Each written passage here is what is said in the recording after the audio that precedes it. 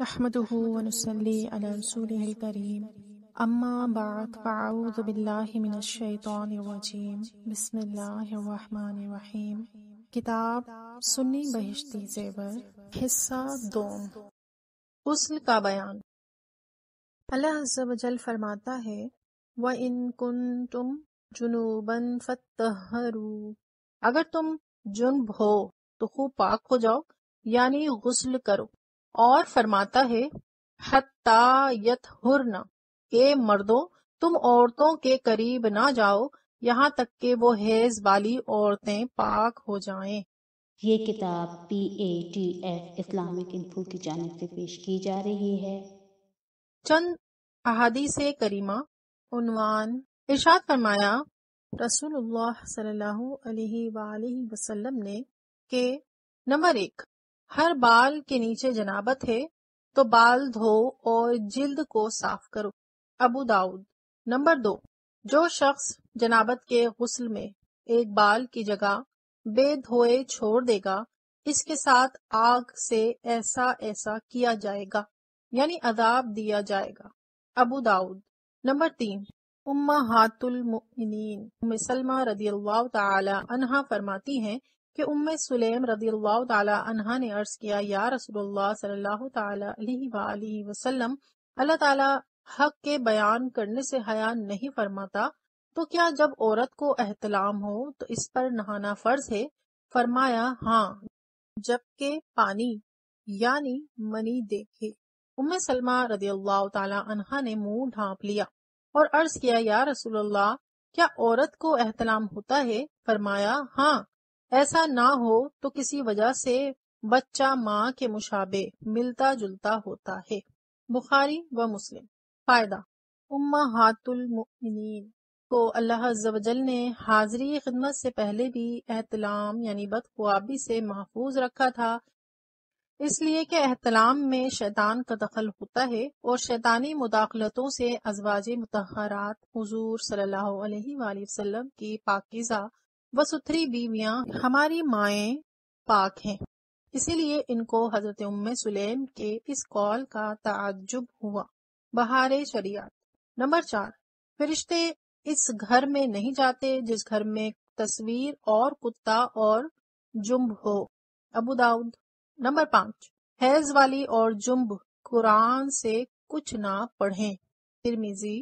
Number 6، ان گھروں کا رخ مسجد سے پھیر دو کہ میں مسجد کو حیض والی اور جنوب کے لیے حلال نہیں کرتا، امہات المؤمنین، ابو داؤد۔ ام المؤمنین حضرت عائشہ صدیقہ رضی اللہ تعالی عنہا فرماتی ہیں کہ نبی کریم صلی اللہ علیہ وآلہ وسلم کے غسل کے بعد وضو نہ فرماتے، ترمذی شریف وغیرہ۔ عنوان، فقہی احکام۔ غسل میں 3 فرض ہیں۔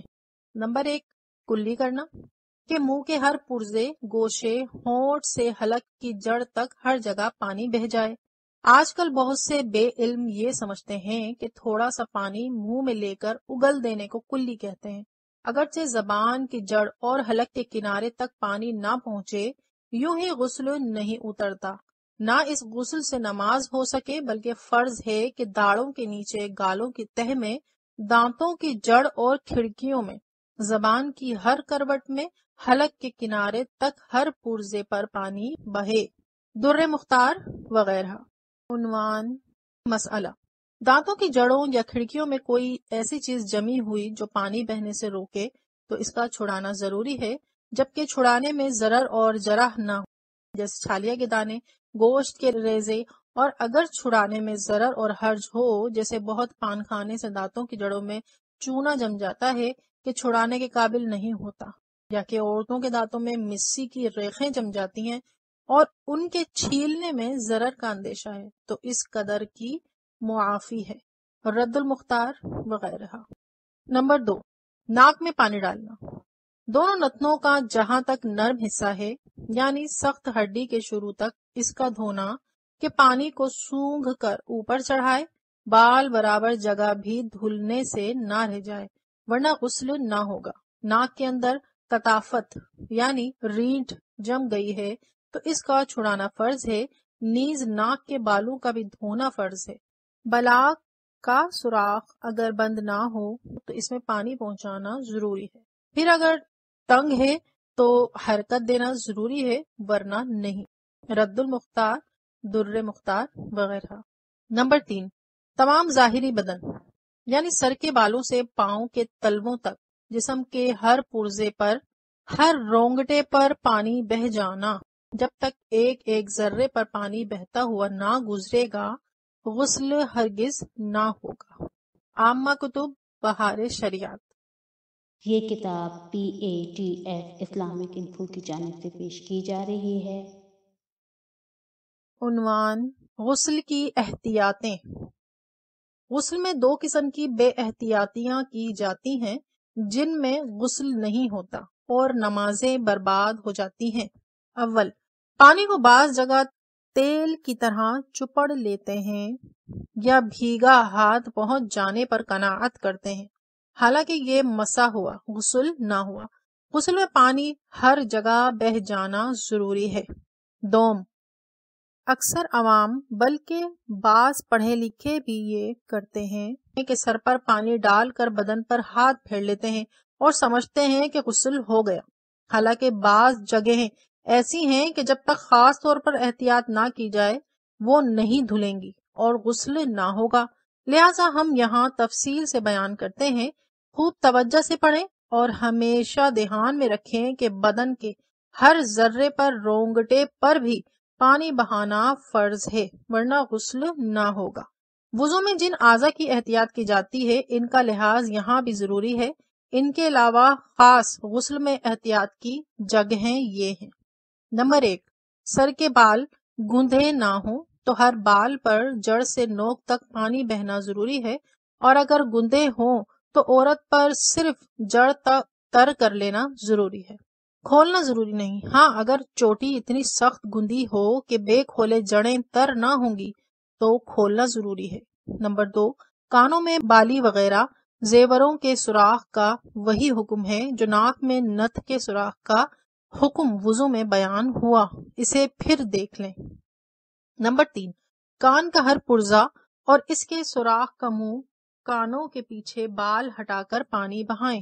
نمبر 4، تھوڑی اور گلے کا جوڑ کے بے منہ اٹھائے نہ دھلے گا۔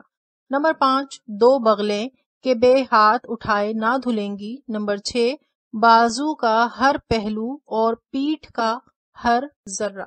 نمبر 7، پیٹ کی بلیٹیں اٹھا کر اور ناف میں انگلی ڈال کر دھوئیں۔ نمبر 8، ران اور پیڑو کا جوڑ اور ران اور پنڈلی کا جوڑ۔ نمبر 9، دونوں سرین ملنے کی جگہ۔ نمبر 10، رانوں کی گولائی اور پنڈلیوں کی کروٹیں۔ نمبر 11، ڈھلکی ہوئی پستان کو اٹھا کر دھوئیں۔ نمبر 12، پستان اور پیٹ کے جوڑ کی جگہ۔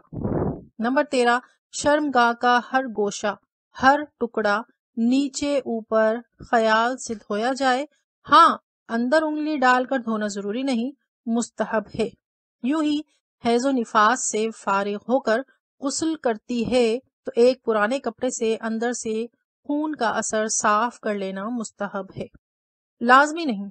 نمبر 14، ماتھے پر افشاں چنی ہو تو اس کا چھڑانا ضروری ہے۔ یوں ہی بالوں میں اگر اتنا گوند وغیرہ لگا ہے کہ اس کے ہوتے بال اچھی طرح تر نہ ہوں گے تو اس کا چھڑانا بھی ضروری ہے ورنہ غسل نہ ہوگا۔